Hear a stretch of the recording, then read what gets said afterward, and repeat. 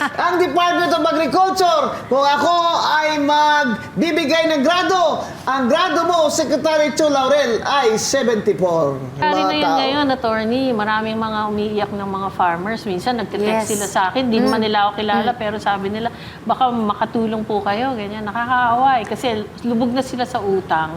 Tapos hindi pa binabayaran yung mga dineliver nilang seedlings. Sa Alam mo, gobyerno. nakakalungkot yan. Kasi, alam mo, tayo nagturo sa Thailand, di ba? Oo. Tapos we have so many flatlands na dapat yan ang pondohan, di ba? Yung maliliit na negosyante na like, especially farmers, kasi we can be big with Yeah. talaga sa Actually, hanggang ngayon, pagbigasan. 9% ang contribution ng agriculture sa GDP natin. 9% lang? 9% lang. Secretary Laurel Chu Laurel.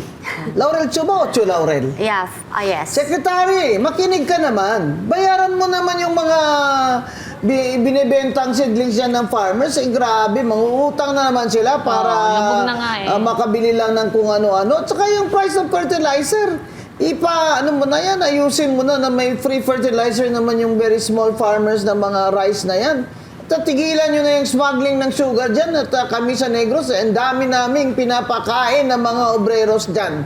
At Secretary Chu Laurel, matanong nga sa'yo, ha? Sa totoo lang, bakit ba yung lead ventures na yan?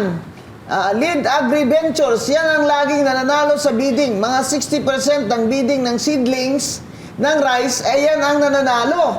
Bakit po? Wala na po bang ibang marunong yan? Binibili niya rin yan sa mga local farmers sa seedlings o kaya ini-import niya tapos ibibiding siya lagi nananalo. Sino ba may-ari niyan? Sa sunod, lalagay ko na sa Facebook ko yung may-ari ng Lead Agri. Grabe kayo. At saka yung seedlings, Cora, na para doon sa Tugigaraw o kung saan long dry season, yun din ang ibibigay namin nilang seedlings doon sa, for example, sa Batangas.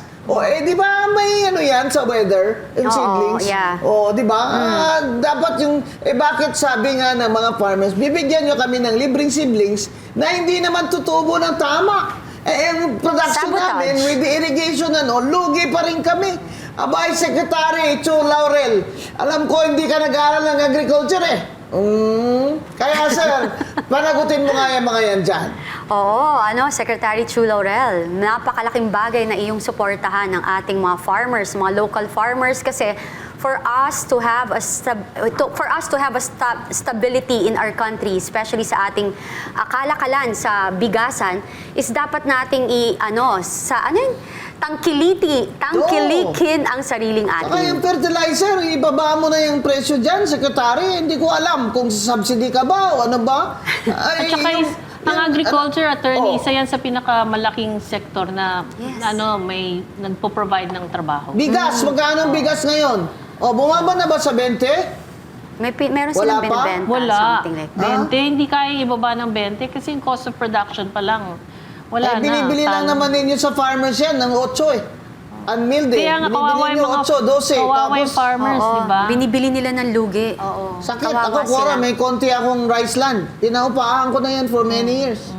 Kasi, kung ako, dahil hindi naman ako marunong, malulugi lang ako.